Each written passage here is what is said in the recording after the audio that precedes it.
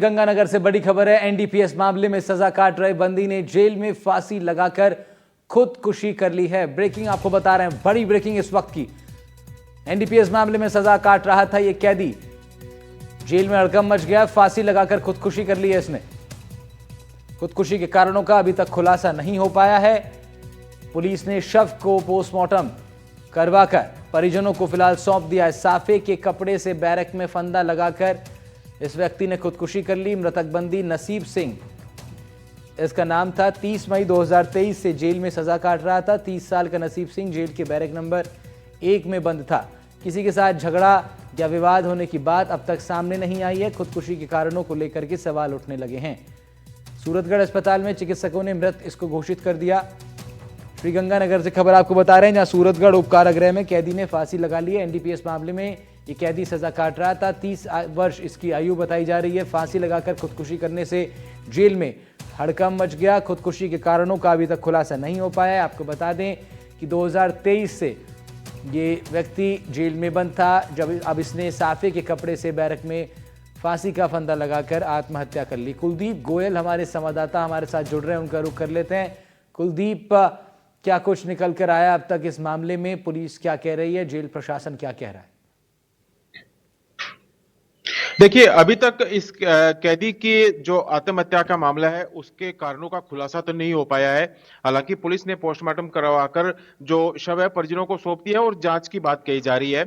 मामला सुबह 5 बजे का है, जब सभी जो बाकी अन्य कैदी थे वो सभी सो रहे थे और इस कैदी ने अपने साफे के कपड़े से बैरक में ही अपना फंदा लगाया और अपनी जो जीवन लीला है उसको समाप्त कर दिया। हालांकि जो प्रारंभिक जानकारी सामने आई है उसके अनुसार इस बंदी का किसी अन्य बंदियों से झगड़े की बात तो सामने नहीं आई है, लेकिन निश्चित तौर पर यह कहा जा सकता है कि ये जरूर मानसिक अवसाद में रहा होगा, तभी उसने जो अपनी जीवन को खत्म करने का जो कदम उठाया।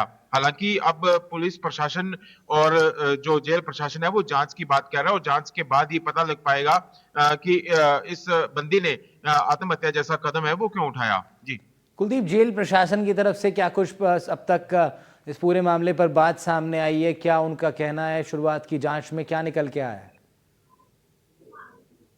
देखिए, जेल प्रशासन का सिर्फ इतना सा ही कहना है कि अन्य बंदियों के साथ इसका कोई झगड़ा नहीं था या कोई किसी भी तरह की कोई भी ऐसी वजह सामने नहीं आई है कि इस बंदी ने जो आत्महत्या जैसा कदम उठा लिया। हालांकि क्योंकि अब पोस्टमार्टम करवाकर परिजनों को शव सौंप दिया गया है, अब परिजनों से बातचीत की जाएगी क्योंकि परिजन है वो जेल के अंदर अपने जो व्यक्ति है, अपना बंदी जो उनका रिश्तेदार रहता है तो उसे मिलने के लिए आते हैं। तब परिजनों से बातचीत के बाद ही खुलासा हो पाएगा कि क्या इस बंदी ने अपने जो परिजनों को क्या कभी कोई किसी घटना के बारे में जानकारी दी है या वो मानसिक तनाव में था। उसके बाद में ही जो जांच है वो आगे बढ़ेगी। हालांकि जेल प्रशासन प्रारंभिक तौर पर किसी भी नतीजे पर अभी तक नहीं पहुंचा है। तो 30 मई 2023 से जेल में सजा काट रहा था ये व्यक्ति। कुलदीप, परिजनों को शव सौंप दिया गया पोस्टमार्टम के बाद। परिजनों की तरफ से क्या कुछ अब तक कहा गया? उनकी तरफ से क्या पक्ष सामने आया है?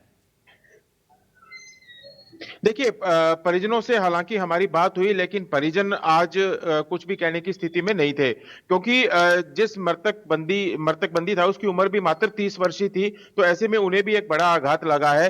हालांकि 1-2 दिनों के अंदर हैं जो परिजनों के, पुलिस भी बयान लेगी, जेल प्रशासन भी बयान लेगा और हम भी बात करने की कोशिश करेंगे, तब पता चल पाए कि आखिर वजह क्या रही। जी कुलदीप, जेल में इस तरह के मामले जब होते हैं तो उसके बाद बड़ा सवाल जेल प्रशासन के ऊपर उठता है और बड़ा सवाल ये भी उठता है कि क्या जेल में कैदियों की जो सेफ्टी है उसके ऊपर भी बड़ा एक सवाल खड़ा हो जाता है। बीते दिनों भी हमने कुछ ऐसे प्रकरण देखे हैं। अभी आज ही ड्रग्स भी बरामद हुआ जेल के अंदर से। इन सब चीज़ों को लेकर के क्या लगता है आपको कि जेल प्रशासन अब क्या कुछ बदलाव भी कर सकता है? क्या स्ट्रिक्टनेस बढ़ाई जा सकती है? क्या पहरेदारी बढ़ाई जा सकती है? सीसीटीवी फुटेज बढ़ाया जा सकता है? क्या लगता है आपको? देखिए, निश्चित रूप से इस तरह की घटनाओं से जेल प्रशासन की सुरक्षा व्यवस्था पर या जो उनकी कार्यप्रणाली है उस पर सवाल तो खड़े होते ही हैं, क्योंकि समय समय पर जो सामाजिक संस्थाएं हैं या जो स्वास्थ्य विभाग है वो जो बंदी रहते हैं उनके लिए कार्यक्रम भी आयोजित करते हैं, चाहे वो काउंसलिंग को लेकर हो या नशा मुक्ति को लेकर हो या उनके जो आगे का आने वाला जीवन है उसमें उनके सुधार की गुंजाइश को लेकर हो। और समय समय पर पुलिस प्रशासन द्वारा जेलों की तलाशी भी ली जाती है ताकि उनके पास यदि कोई मोबाइल है, ड्रग्स है, वो भी बरामद हो सके। हालांकि जो इस तरह की घटनाएं हैं वो एक बड़े सवाल खड़े करती हैं। हालांकि इस ओर जेल प्रशासन है, उनसे बात हुई है तो उनका यही कहना है कि जो जेल की चौकसी है, सुरक्षा व्यवस्था है, उसको और कड़ा किया जाएगा आने वाले दिनों के अंदर। जी ठीक है कुलदीप, शुक्रिया आपका तमाम जानकारी के लिए। कुलदीप गोयल हमारे संवाददाता रिपोर्ट कर रहे थे श्री गंगानगर से, जहां पर एक कैदी ने जेल में ही आत्महत्या कर ली फांसी का फंदा लगाकर, जिसके बाद परिजनों में खासा शोक भी है और एक उनके लिए भी बड़ी क्षति।